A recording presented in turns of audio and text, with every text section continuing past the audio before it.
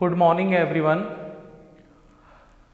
आज के सेशन में हम इंटरनेट की कुछ बेसिक टर्मिनोलॉजी या शब्दावली की बात करेंगे। इंटरनेट की टर्मिनोलॉजी से मतलब ये होता है कि जब इंटरनेट का जब आप प्रयोग करते हो तो कुछ ऐसे टर्म्स का आप प्रयोग करते हैं, कुछ ऐसे शब्दों का प्रयोग करते हैं जो इंटरनेट की अलग अलग तरीके से व्याख्या करते हैं और अलग अलग तरीके से वो इंटरनेट के अंतर्गत काम करते हैं। कुछ बेसिक टर्म्स के बारे में हमने पहले भी पढ़ चुका है। आज मैं फिर से उन्हीं टर्म्स को आगे विस्तृत रूप से आपको बता रहा हूँ। जैसे सबसे पहला जो टर्म है वो खुद है आपका इंटरनेट। इंटरनेट के बारे में हमने पहले भी पढ़ चुके हैं कि इंटरनेट एक वाइड एरिया नेटवर्क है, मतलब एक अंतरराष्ट्रीय स्तर का कंप्यूटर नेटवर्क है जिसके माध्यम से पूरे विश्व स्तर पर हम आपस में जुड़े हुए कंप्यूटर्स के बीच में सूचनाओं का आदान प्रदान कर सकते हैं। मैंने आपको नेटवर्क के 3 प्रकार बताया था, लैन, मैन और वैन। लैन मतलब लोकल एरिया नेटवर्क, मैन मतलब मेट्रोपॉलिटन एरिया नेटवर्क और वैन मतलब वाइड एरिया नेटवर्क। लैन की जहां तक बात मैंने आपसे किया था कि लैन एक निश्चित भौगोलिक क्षेत्र में आपस में जुड़े हुए कंप्यूटर्स का एक नेटवर्क होता है जिसमें अधिकतम 1 किलोमीटर की दूरी तक आप कंप्यूटर्स को कनेक्ट करके सूचनाओं का आदान प्रदान कर सकते हैं। दूसरा था आपका मेन मतलब मेट्रोपॉलिटन एरिया नेटवर्क या महानगरीय क्षेत्र नेटवर्क, जिसके अंतर्गत आप का जो नेटवर्क है वो पूरे एक शहर या नगर को कवर करता है। एक बड़े भौगोलिक क्षेत्र में इस प्रकार का नेटवर्क फैला रह सकता है। इसमें कई लैन भी शामिल हो सकते हैं, मतलब लैन की अपेक्षा मैन का जो भौगोलिक क्षेत्र है या क्राइटेरिया है वो थोड़ा बड़ा होता है। और तीसरा प्रकार का मैंने आपको बताया था वैन मतलब वाइड एरिया नेटवर्क। वैन के बारे में जैसे हमको पता है कि एक अंतरराष्ट्रीय स्तर का कंप्यूटर नेटवर्क है, पूरे विश्व स्तर पर हम आपस में जुड़े हुए कंप्यूटर्स के बीच में सूचनाओं का आदान प्रदान कर सकते हैं। तो इंटरनेट भी एक वाइड एरिया नेटवर्क है, जैसे कि ये 2 शब्दों से मिलकर बना हुआ है। इंटर और नेट मतलब परस्पर कई नेटवर्कों से मिलकर एक नेटवर्क बन गया जिसको नाम दिया गया इंटरनेट। और इंटरनेट एक क्या है, पब्लिक नेटवर्क है, मतलब एक सार्वजनिक क्षेत्र का नेटवर्क है जिसका कोई ऑनर या मालिक या कोई कंट्रोलर नहीं होता है। इसका उपयोग कोई भी व्यक्ति बिना किसी अनुमति के कर सकता है, इसलिए इसको एक सार्वजनिक नेटवर्क बोला गया है। ठीक है। दूसरा शब्द यहां दिया हुआ है आपका इंट्रानेट। इंटरनेट और इंट्रानेट सामान्य रूप से दोनों एक से शब्द लग रहे हैं, दोनों में बहुत बड़ा डिफरेंस है। इंटरनेट एक अंतरराष्ट्रीय स्तर का कंप्यूटर नेटवर्क है और पूरे विश्व स्तर पर फैला हुआ हो सकता है, एक सार्वजनिक क्षेत्र का नेटवर्क है।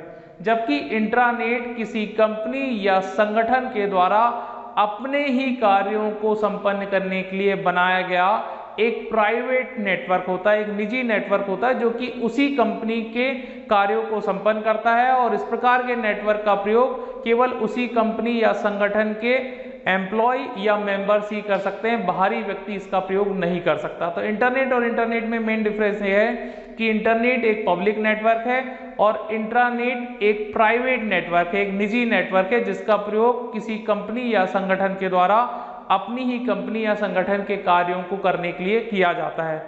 और इस प्रकार के नेटवर्क का प्रयोग केवल उस कंपनी या संगठन के एम्प्लॉय या मेंबर्स ही कर सकते हैं, बाहरी व्यक्ति इसका प्रयोग नहीं कर सकता है।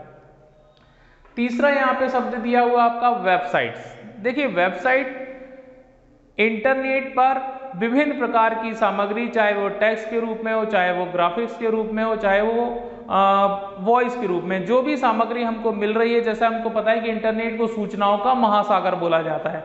तो इंटरनेट पे आज विश्व में कोई भी ऐसा विषय नहीं जिस विषय पर सामग्री उपलब्ध ना हो। इंटरनेट पर ये जो सामग्री है ये कई पेजेस में रहती है और इंटरनेट के ये पेज क्या कहलाते हैं, आपके वेब पेज। क्या कहलाते हैं, वेब पेज। और कई वेब पेजों से मिलकर क्या बन जाती है, आपकी एक वेबसाइट बन जाती है। ठीक है। तो वेबसाइट, जैसे वेबसाइट का एड्रेस आप टाइप कर रहे हो, मान लो www.mcu.ac.in, मतलब माखनलाल चतुर्वेदी यूनिवर्सिटी की एक वेबसाइट है MCU, और इस MCU वेबसाइट में अलग अलग पेजेस में उसने माखनलाल चतुर्वेदी यूनिवर्सिटी की विभिन्न इंफॉर्मेशन दी है, कोर्सेज की जानकारी दी है, उनके ड्यूरेशन दी है, उनकी फीस स्ट्रक्चर की जानकारी दी है, यूनिवर्सिटी के कैंपस की इंफॉर्मेशन दी है। तो ये जो इंफॉर्मेशन ये अलग अलग पेजेस में दी गई है और सारे पेज वेब पेजेस से मिलकर क्या बन गई, एक वेबसाइट बन गई है। तो इंटरनेट के अंतर्गत सभी प्रकार की सामग्री किसमें उपलब्ध रहती है, वेबसाइट्स में उपलब्ध रहती है, और एक वेबसाइट कई वेब पेजेस से मिलकर बनी होती है। जैसे आपकी एक बुक जो है वो, उस बुक में ढेर सारे पेजेस होते हैं और उन पेजेस से मिलकर क्या बन गई आपकी बुक। इसी तरीके से इंटरनेट पर जो विभिन्न सामग्रियां हैं वो सामग्री वेब पेजेस में डाली गई है और कई वेब पेजेस से मिलकर क्या बन गई है, वेबसाइट। अगला टर्म है आपका ब्राउजर।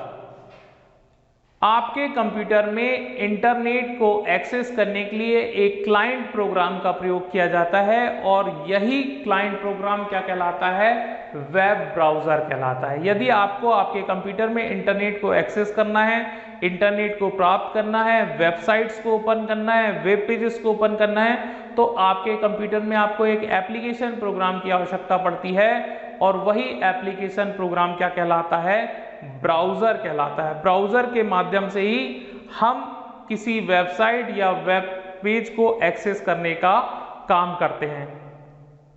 कई प्रकार के ब्राउजर प्रोग्राम हैं, जैसे कि बाय डिफॉल्ट यदि हम बात करें तो इंटरनेट एक्सप्लोरर सभी विंडोज ऑपरेटिंग सिस्टम के साथ उपलब्ध होता है। इसके अलावा आपका गूगल क्रोम है, मोजिला फायरफॉक्स है, तो ये सब जो है वो क्या है, आपके ब्राउजर प्रोग्राम। और इन्हीं ब्राउजर प्रोग्राम के माध्यम से हम किसी वेबसाइट या वेब पेज को अपने कंप्यूटर में एक्सेस करते हैं या ओपन करने का काम करते हैं। इसके बाद एक महत्वपूर्ण टर्मिनोलॉजी है URL, यूनिफॉर्म रिसोर्स लोकेटर। देखिए हमारी जो इंटरनेट है इसमें, जैसे मैंने आपको बताया कि विश्व स्तर पर बहुत सारी सामग्रियां उपलब्ध है। हर एक सामग्री जो है वो किस रूप में उपलब्ध है, आपका वेबसाइट्स के रूप में उपलब्ध है। एक वेबसाइट कई वेब पेजेस से मिलकर बनी हुई। तो किसी भी वेबसाइट को अपने कंप्यूटर में एक्सेस करने के लिए, वेबसाइट की इंफॉर्मेशन को एक्सेस करने के लिए आपको आपके ब्राउजर के URL बॉक्स में उस वेबसाइट का क्या टाइप करना पड़ता है, एड्रेस टाइप करना पड़ता है। और वही वेबसाइट का एड्रेस क्या कहलाता है, आपका URL कहलाता है। क्या कहलाता है, URL। ठीक है, हम बोल सकते हैं कि इंटरनेट से किसी भी वेबसाइट को एक्सेस करने के लिए जिस एड्रेस का प्रयोग किया जाता है वही एड्रेस क्या कहलाता है, URL। जैसे कि http www. मैंने आपको बताया mcu.ac.in, ये पूरे माखनलाल चतुर्वेदी की वेबसाइट का क्या है, URL है, मतलब एड्रेस है। तो किसी भी वेबसाइट का जो एड्रेस है वही क्या कहलाता है, आपका URL कहलाता है। URL की मदद से ही आप वेब ब्राउजर या इंटरनेट से किसी वेबसाइट को, सर्वर को या विभिन्न प्रकार के रिसोर्सेज को क्या करते हो, आप एक्सेस करने का काम करते हो। ठीक है, तो सीधी बात यह है कि किसी भी वेबसाइट का जो एड्रेस है वही क्या कहलाता है, आपका URL कहलाता है, यूनिफॉर्म रिसोर्स लोकेटर। तो किसी भी वेबसाइट को यदि आपको एक्सेस करना है तो सबसे पहले आपको ब्राउजर प्रोग्राम ओपन करना पड़ेगा।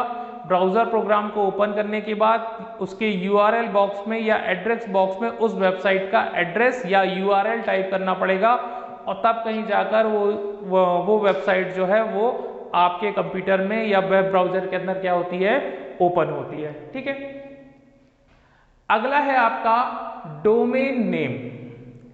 अब देखिए डोमेन नेम क्या होता है, किसी भी वेबसाइट में वेब पेजेस या वेबसाइट के समूह की पहचान पर्टिकुलर एक वर्ड से की जाती है और वही वर्ड क्या कहलाता है, आपका डोमेन नेम। मतलब ये जो डोमेन नेम है ये किसी भी वेबसाइट की प्रकृति बताता है, नेचर बताता है कि वो वेबसाइट किस प्रकार की है। दो प्रकार के डोमेन नेम होते हैं, एक होता है जेनरिक डोमेन और एक होता है आपका कंट्री डोमेन। अब मैंने आपको बताया कि कोई भी डोमेन नेम जो है वो किसी भी वेबसाइट की प्रकृति को बताने का काम करता है, उसके प्रकार को बताने का काम करता है कि वो वेबसाइट किस प्रकार की है या किस नेचर की है या किससे संबंधित है। इसका पता हमको किससे लगता है, आपका डोमेन नेम से। डोमेन नेम मैंने आपको बताया दो प्रकार के होते हैं, जेनरिक डोमेन और कंट्री डोमेन। जैसे हम जेनेरिक डोमेन की बात करें तो कौन कौन से जेनेरिक डोमेन होते हैं, जैसे .com, .edu, .net, .org, .gov, .mil।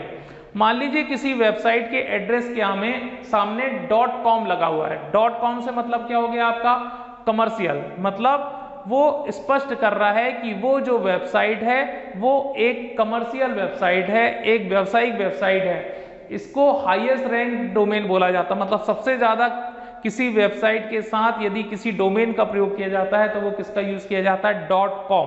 Com से मतलब क्या है आपका, कमर्शियल। और ये किसी वेबसाइट के एड्रेस को और डोमेन नेम को एक डॉट से जोड़ने का काम किया जाता है, जैसे कि HTTP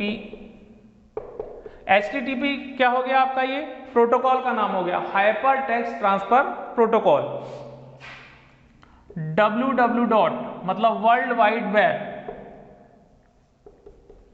.gvit.org, ये एक क्या हो गया आपका, URL हो गया। ठीक है, अब इस URL में GVIT क्या है आपका, वेबसाइट का नाम, और डॉट क्या है आपका, ORG का मतलब यह है कि ये प्रदर्शित कर रहा है कि GVIT की ये कौन सी वेबसाइट है, GVIT एक संगठन की वेबसाइट है। यदि यहाँ .com लिखा रहता तो क्या आ जाता है, ये कमर्शियल वेबसाइट है। ORG मतलब यहाँ ये शो कर रहा है कि GVIT एक ऑर्गेनाइजेशन या संगठन की ये वेबसाइट है। फिर यहाँ दिया हुआ है आपका EDU, मान लो यहाँ पे EDU लिखा रहता है तो क्या होता है कि ये प्रदर्शित कर रहा है कि ये एक एजुकेशनल वेबसाइट है, मतलब किसी शैक्षणिक संस्था की ये वेबसाइट है। यहाँ लिखा रहता है .net, नेट का मतलब हो गया नेटवर्क से संबंधित जो वेबसाइट है वो क्या कहलाता है, .net। .gov, मान लीजिए यहाँ पे लिखा हुआ है .gov, तो मतलब ये प्रदर्शित कर रहा है कि ये किसी शासकीय संस्था या गवर्नमेंट ऑर्गेनाइजेशन की वेबसाइट है। यहाँ लिखा रहता है .mil का मतलब हो गया ये किसी सैन्य संगठन या मिलिट्री की वेबसाइट है, इसलिए क्या लिखा रहेगा, MIL। तो इस तरीके से ये जेनरिक डोमेन थे कौन कौन से, जैसे मैंने आपको बताया .com। यदि किसी वेबसाइट के अंत में .com लिखा है तो हम समझ जाएंगे कि वो एक कमर्शियल मतलब व्यावसायिक वेबसाइट है। यदि लिखा हुआ है .edu तो हम समझ जाएंगे वो किसी शैक्षणिक संस्था की वेबसाइट है। यदि .net लिखा है तो वो नेटवर्क से संबंधित है। .org लिखा है तो मतलब वो किसी ऑर्गेनाइजेशन मतलब संगठन की वेबसाइट है। .gov लिखा है तो मतलब वो किसी शासकीय संस्था की वेबसाइट है। .mil लिखा है तो इसका मतलब वो सैन्य संगठन की वेबसाइट है। और इसके बाद यदि इस तरीके से लिखा हुआ है तो ये हम समझ जाएंगे कंट्री डोमेन क्या होते हैं, जैसे .in तो वो समझ जाएंगे कि हम कि इंडिया की वेबसाइट है। AU लिखा है तो ऑस्ट्रेलिया की वेबसाइट है। CA लिखा है तो कनाडा की वेबसाइट है। तो मतलब ये है कि जो कंट्री डोमेन है वो कंट्री को रिप्रेजेंट करने का काम करते हैं कि वो जो वेबसाइट है वो किस कंट्री से संबंधित वेबसाइट है। तो यहाँ पे मैंने कुछ आपको बेसिक टर्मिनोलॉजी बताई थी। Thank you.